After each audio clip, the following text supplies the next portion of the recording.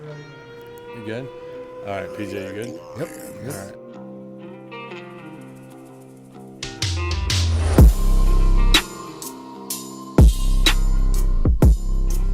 Welcome back, everybody, to another episode of Jab Journals. I'm sitting here in Stars and Strikes gym with PJ Caram. PJ just came off a win, first round victory, on May 24th at Soundboard. PJ, how'd that feel? How was that first fight back? It was awesome. Definitely with the 8-year layoff, it was enjoyable to kind of get back to being anxious and nervous from a not coach perspective. But to get back out there, feeling the nerves, feeling the energy walking out, it was awesome. And that was my first MMA win for Stars and Strikes, and I've been here for 6+ years now, so it's good to get one in the win column. Very cool. Now, you like you mentioned before, I didn't even know what the night of the fight. You ended it so quickly. I guess we didn't have a chance to talk about it. But that was like you said, your first professional fight in 8 years. Where were your other? You had two pro fights before that. Where were those? I had my first pro debut was a little bit of a disaster. It was in Indiana back in 2014. I lost in 17 seconds. I broke my hand and blew out my ACL before actually getting hit. So right before it got going, it was over, and it took me a little bit to recover from the ACL and get back to fully able to fight. And then 16 was my first pro win. Okay, very cool. Now, you said in between that time, your second fight and your last fight, May 24th, that you really focused on coaching and jiu-jitsu mostly, right? Right. I was kind of stuck where I was at a stagnant level where I'd been fighting for about 12 years. I was making severe weight cuts, and I wasn't progressing the way I wanted to progress in the jiu-jitsu gi system. So I was a white belt for a very long time. Almost actually thought about giving up on jiu-jitsu, and it was something that I would have regretted for the rest of my life. But being able to join Stars and to feel so welcome here, it kind of re-energized me. I got my blue belt, and then once I got my blue belt, I started competing at every tournament that I could drive to, and really just took it to the next level and got like obsessed level focused with it, and went from having my white belt to getting my purple belt and brown belt within like a 2-3 year span. Well, is that, I mean, I'll be honest, I don't know much that's about that. Pretty fast? That's a lot faster than a lot of normal promotions. I did have that blockade that still counted for years in jiu-jitsu as a white belt, but once I was able to showcase my skills against higher level belts, like it was something that I fell in love with again. Yeah. So you said you started back with Stars and Strikes about 6 years ago. What brought you to Stars and Strikes? My best friend Jamal Buckner has fought with Stars for a long time. He's one of the original guys from the startup of the gym a long time ago. And when I was training on the other side of the state, I was living in Battle Creek, and I was living in Kalamazoo and Grand Rapids. So I was fighting on the west side of the state, and Jamal was a member here. So like I'd pop in a couple times when I was back in town. But like I always knew of James, and I knew what they had going on here. So once I was able to move to this side of the state, I really wanted to give it a try to see if that would really re-spark my love for everything. And James was actually the first person that gave me an opportunity to be a coach. Okay. And I jumped in and started teaching wrestlings Thursday, 6 o'clock, always a good time. But getting that opportunity where someone actually trusted me to pass along that knowledge that I've been building up for years, and to believe in me as not just an athlete, but as a coach and an instructor, like I took that and I ran with it. And then I started coaching jiu-jitsu, and we actually started the Stars competition team. Everything was just kind of random when we first started, and now we got multiple trophies hanging up. Yeah. We've won multiple tournaments, and we have guys that are coming out, and we're a threat now. We're actually challenging teams that are jiu-jitsu based schools, and we're keeping right along with them. That's awesome. Where we almost actually gave up on the program because a lot of people were like, Stars and Strikes, it's an MMA gym or it's a striking gym. And now we're actually respected a lot for our jiu-jitsu game, and we're actually bringing that into our MMA game, which is making us a danger out there too. So. Yeah, and it sounds like you're a big part of that push for this gym. Yeah. Christian Neff fought on the same card you did, May 24th, and talking to him, he's undefeated in jiu-jitsu tournaments from what I remember. So I mean, you obviously, even the younger guys, you've taken to these tournaments and succeeded. And it's honestly, it's guys like Christian Neff, and it's guys like a lot of our young core fighters, like Eric as well.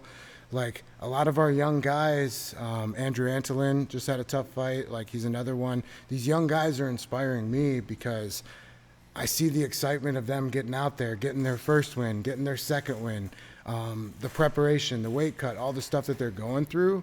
it's exciting to see that next generation coming up and having success and working as hard as these guys are working. And as an active coach, like I actually want to be in there mixing it up with these guys, helping them to be able to get ready with their wrestling, with their jiu-jitsu, striking, whatever it might be. But just the level I had to get to help push some of these guys who are coming in with immense level talent, like it forced me to get back in shape and was like, you know what, I still got a little juice left in me. It's like I can still do this. It's like age is a number. It's all relative. Like, but yeah, those guys are a huge inspiration for me, and I don't think I get to tell them enough. But like, they're a big reason why I still want to go out there and give this another go. So. Yeah. So I mean, you know, we talked about, you know, everything in the present, but there was, you know, like a big gap in your pro fights, and then obviously I'm assuming you had amateur fights. So what started PJ Caram in MMA? I've actually never been a fighter growing up. Like I wrestled in high school. I was a decent wrestler. I went to regionals, Canton Chiefs for life. So I started out, I was wrestling. I went to Olivet College to play football, was going to consider wrestling with there. It had an injury come up, and I was done playing football, done wrestling, and I was in shape and just looking for that next challenge. I was kind of floating in this area where I'm a motivated person. I like to have stuff to kind of focus on. I like having goals that I'm shooting for, and went and saw a boxing gym, and I was like, oh, like, yeah, that'd be fun to kind of give a try and try out this thing they're saying is jiu-jitsu or whatever it might be. Right. And the guy said, I'm like, how long before I could get my first fight? Because I was an amateur, had no idea what I was doing. He's like, let's say like we'll have you do it for about 3 months, and then we'll see how that goes, and then maybe we'll get you a fight and schedule something. I had my first fight less than a month later. Yeah. And things escalated very quickly, and then I just kind of felt that rush, like getting your hand raised for the first time. Yeah. And getting in there and actually having a ref look at you and say, you ready? You ready? All right, go and fight this person is a level of rush that I've yet to touch since I've started MMA. Like once you get that feeling, you're constantly chasing that feeling for the rest of your career. It's just one of those things that's all the work and all the stuff that goes into it for that one moment in time, just being out there where it's you and one other person. Like it's an addiction for sure. Yeah. Yeah, a good addiction, right? Right, Something, yeah. you know, you keep your body in shape, and obviously, you and know, you you've have to been be disciplined. So like when other people in their 20s were going out and drinking, which I still did my fair share of partying after fights, but it was always after fights. Yeah. But when everybody else was going to the bar, I knew I had morning practice, so I'm coming in and doing morning training. So it's stuff where I had to sacrifice a lot of the fun stuff, but it was well worth it because I would get all the celebration and all the happiness would come, whether it's win, lose, or draw, just going out there and being able to compete. But like that was my main focus. Like credit score, jobs, all that stuff, everything went in the back burner. It was just hyper focused on only fighting. So I like to ask this question, especially for guys that have been around a long time like you have. You know, there's this moment in fighting, whether boxing, jiu-jitsu, MMA, whatever, that you know this is gonna be a part of my life forever. Is there a moment like that for you? Yeah, it was really, it was my first actual live fight. It was like, honestly, it goes back to that where my opponent was not as trained as I would have liked my first opponent to be. It was the Wild Wild West days, so it was no physicals or anything required. It was just someone that went out there, but going out there and just feeling that threat of like, because I didn't really get in a lot of fights growing up. So like it was something that I hadn't really had a lot of exposure to. But like once I went out there and saw that I could take my hard work and my training and push it, and then to feel like the level of adrenaline kind of pumping through, and then the congratulations and everything afterwards, and being able to then work on my teammates, because I had 4 or 5 teammates that also fight that night, and to see the people that I was in the trenches with grinding for the fight camp, like to see those guys have success too was just amazing. So like it was one of those things where I could tell that it was something that I wanted to dive into, but I also really fell in love with the coaching side of it too, because I liked helping my guys get ready and seeing the other people succeed just as much as I like to succeed. So how do you go from that fight mode to coaching mode? Is that hard for you, or is it something you're just used to now? It's easier to fight. It's much easier to fight. Like if you saw me for like in the back when we were getting ready for my fight, I was definitely dealing with nerves, but I can control that to where I would have never noticed when I go out there, I'm the one who's in control. I'm the one who gets to dictate the fight. I'm listening to my coaches now saying like, hey, here's an opening here. Here's an opening here. Try this, do this, watch out for this. Like the anxiety that I deal with from the coaching side, not having that direct level of control in the fight.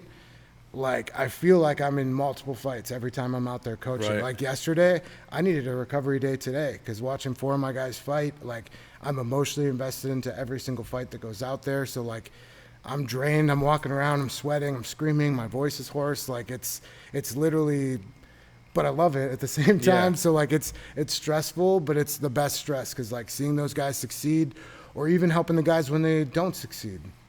Like that's a huge part of it as well when you don't have the success and you're dealing with those first couple losses. Yeah. Like no one goes undefeated. Like it's awesome to ride those highs and it's great.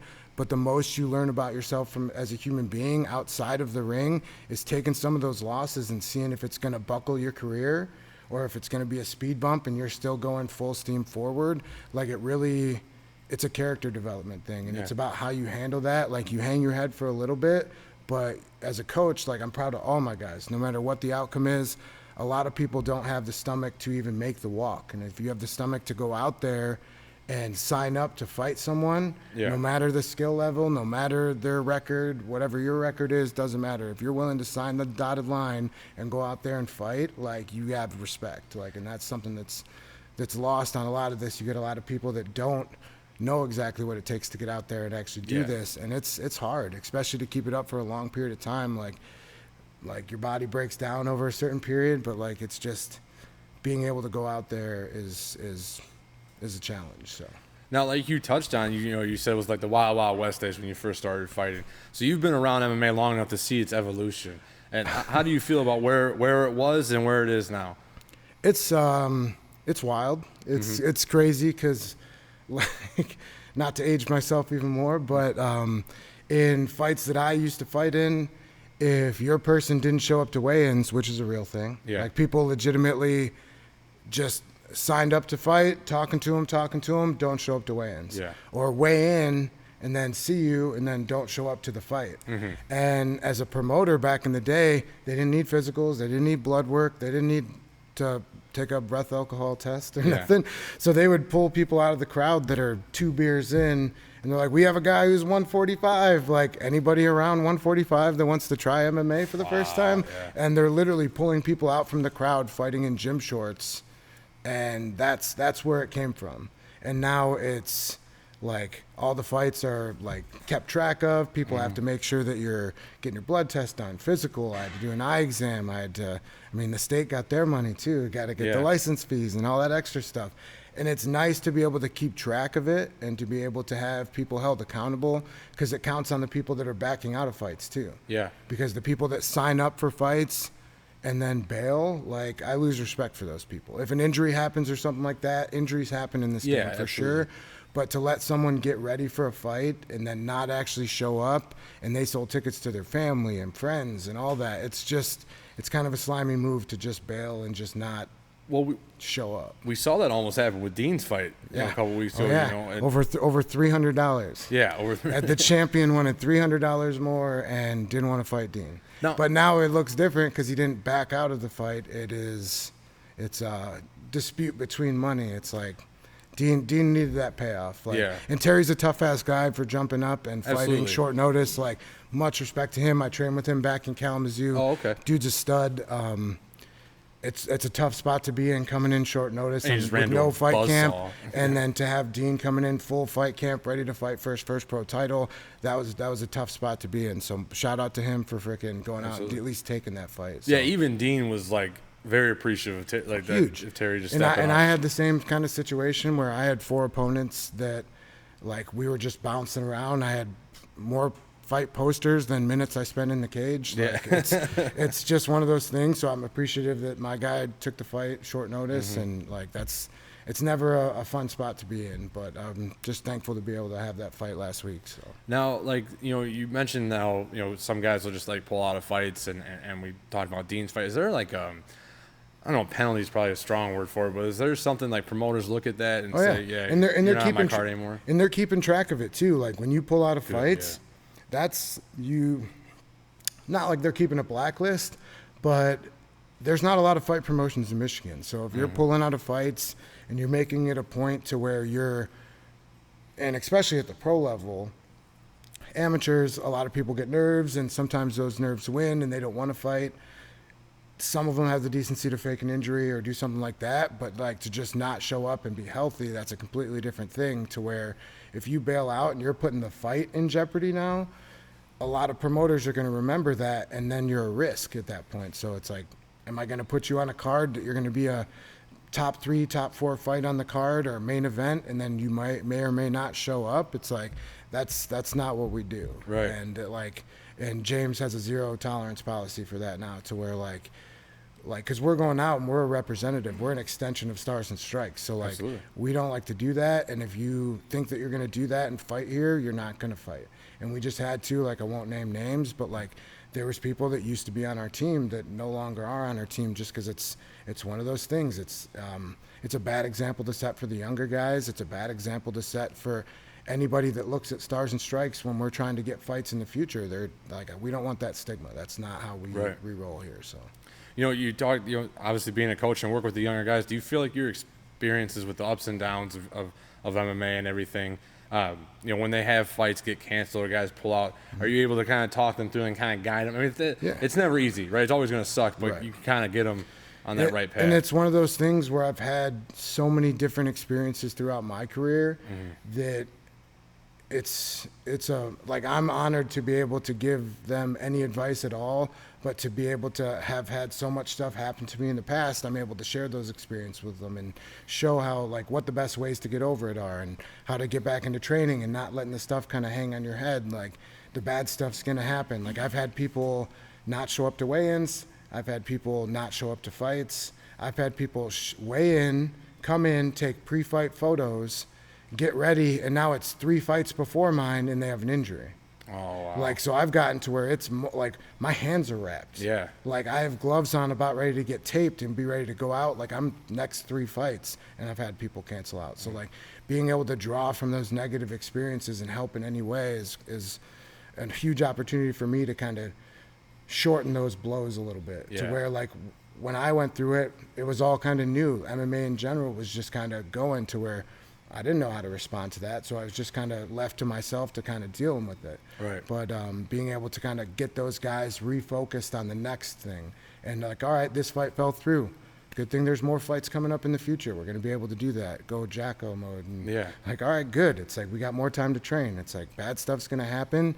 You just got to kind of roll with those punches and just stay ready and not let it get you so down to where you're not going to be able to take another fight when that fight comes up. So, right. So, we talked about the present, we talked about the past. What's the future hold for PJ Caram? I'm licensed right now, so we're in the works of trying to set something up, possibly back at Clip. Could be for a heavyweight title, could not be for a heavyweight title. We'll see. Right. I just want to get an opponent on the books.